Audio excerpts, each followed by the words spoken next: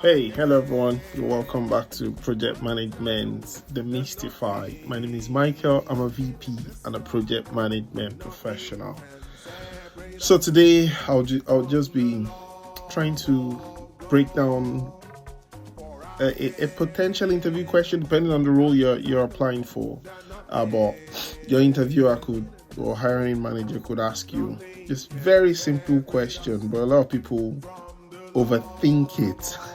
They overthink the question and think it's one big deal. So the question is, how do you identify risks? So you could get, how do you identify risks? You could get, how do you manage risks? Or how do you articulate risks? So today I'll be talking about how do you identify risk, and if time permits, I might go into management and articulation of risks.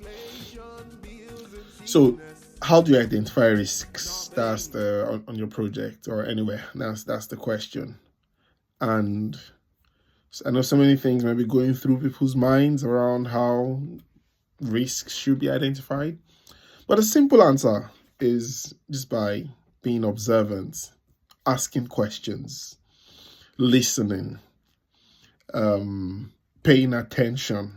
So that is how to identify risk. I know in an interview, if they ask you how do you identify risk, can you just say listening, being observant, paying attention, asking questions? Depending on the type of the hiring manager and the interviewer, they might want to know more. So they'll most likely want to know more. But if it's someone like me, I know that you know what you're talking about. So in a traditional project management environment, sometimes we have risk identification sessions. So we'll put sessions together, bring people together and tell people to think about what could go wrong, because risk is basically what could go wrong. There are also positive opportunities as well. So we exploit opportunities, but risks, we try to reduce them. If the cost or effort required to reduce them, and I'm talking about management of risk now, if the cost or efforts to reduce them is not significantly more than just allowing the risk to materialize, then we might just deal with the risk. Or if it's too much, we'll just leave it and let it materialize, so we'll accept the risk. So an example, so I was talking about in a traditional environment, we have risk identification sessions. In an agile environment, we meet with teams day to day. Every day we have like a daily standard or regular calls or regular conversations with teams.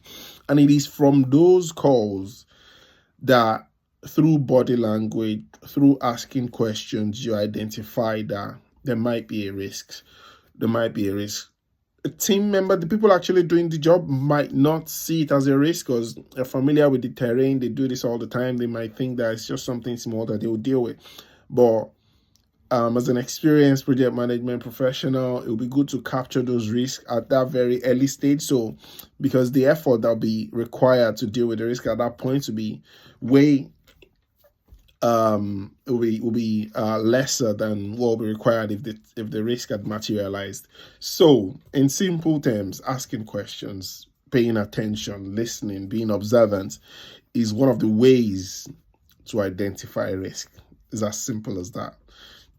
You can think about so many complicated models or methods or things you read in the textbook or so many other ways to identify risk, but in simple terms, it is just by being observant, listening, asking questions. Hope that has been helpful. I'll leave it there and I'll see you on the other side. Cheers. Bye-bye.